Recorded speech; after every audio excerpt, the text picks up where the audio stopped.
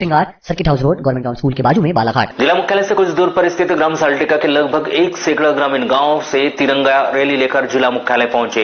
यहां उन्होंने कलेक्टर को विभिन्न मांगों को लेकर एक ज्ञापन सौंपा है। कलेक्टर को ज्ञापन सौंपते हुए उन्होंने बताया कि गांव में सरपंच के द्वारा बिना ग्राम पंचायत और रहवासियों की जानकारी दिए ग्राम के शासकीय चारागाह की भूमि पर राइस उद्योग खोले जाने को लेकर एनओसी दे दी गई। गांव वाले नहीं चाहते कि ग्राम के चारागाह की भूमि पर राइस उद्योग खुले, क्योंकि गांव में शासकीय जमीन बहुत कम है और यदि राइस उद्योग यहाँ खुल जाएगा तो ग्रामीणों को पशुओं को चराने में काफी दिक्कतें होगी। साथ ही शासकीय जमीन ग्राम में नहीं बचेगी, इसलिए वे चाहते कि ग्राम में इस राइस उद्योग न खोला जाए। इसी मांग को लेकर उन्होंने कलेक्टर को ज्ञापन सौंपा है।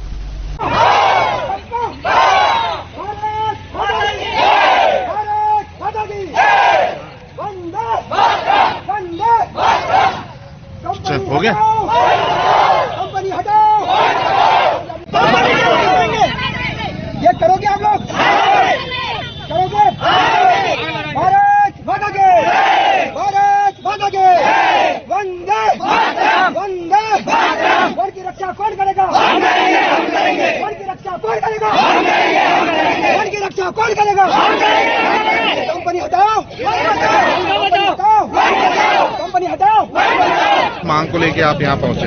ये हमारे गांव के जो झाड़ी जो कट रही है हमारे गांव की है, वो हमको उचित नहीं लगता। न सरपंच ने जो की ही है तो हमारे को बिना अनुमति से, हम पंचा है वार्ड नंबर 3 के पंचायत बाटी के हम पंचा है, तो हमने मीटिंग ली है। मीटिंग में हमने पूछे कि हमारे बिना पूछे ऐसी वेनेसी देना मत।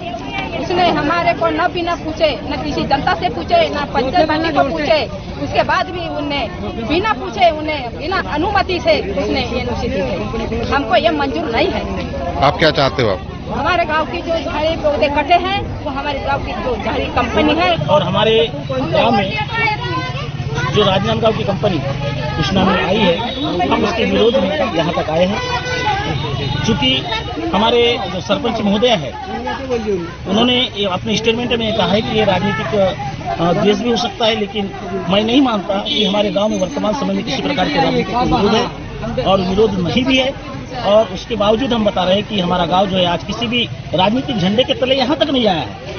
हम लोग जो आए हैं पूरे गांव के लोग इस आंदोलन में इसलिए आए हैं कि हम अपनी जमीन को बचा सके, हम अपने वातावरण पर्यावरण को बचा सके, इसी मुहिम की तरफ आए। गांव के लोग चाहते हैं कि उसने मिल खुले वहाँ पे? नहीं, गांव के लोग बिल्कुल नहीं चाहते, हम बिल्कुल ही नहीं चाहते, इस पक्ष में नहीं है। और गांव के लोगों को गुमराह किया गया है, और गांव के लोग गुमराह होने के कारण यहाँ तक आए। अगर गांव के लोग मालूम होता गांव के लोगों को तो शायद हम यहाँ तक नहीं आते। यहाँ तक कि उन्होंने पंचायत बॉडी को भी नहीं बताया।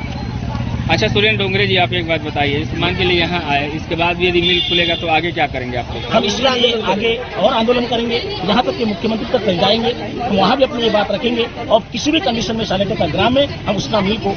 आज आप अपने गांव से बालाघाट पहुंचे हैं, क्या समस्या को लेके आना? समस्या को लेके यह है कि हमारे ग्राम पंचायत सालेटिका में गुरुदेव राइस मिल कह के राजनांदगांव या रायपुर की है का प्लांट जो है हमारे सालेटिका में खुलने जा रहा है, और हम उसके विरोध में हैं। हम लोग यहाँ पे आए। अच्छा, ये कैसे चले गया?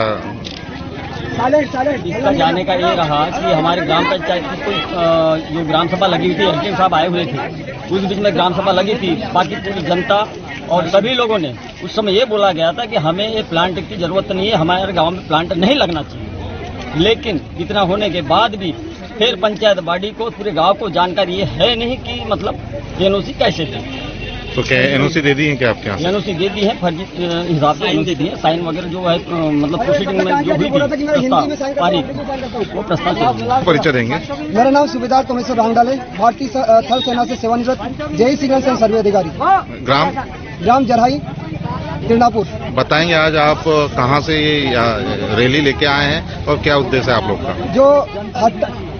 जो हट्टा और सालेटिका बीच में जो सरकारी जगह थी मवेशी चरागाह, उस जगह पर रातों रात पर्यावरण दिवस दिन, अंतर्राष्ट्रीय पर्यावरण दिवस के दिन एक कंपनी आती है बाहर की, जो किसी को पता नहीं, ओनली सरपंच मनीषा बिसेन के अलावा वो कंपनी रातों रात आती है और 5000 से अधिक पेड़ों को सफाया कर देती है और 3 बोर लगा देती है।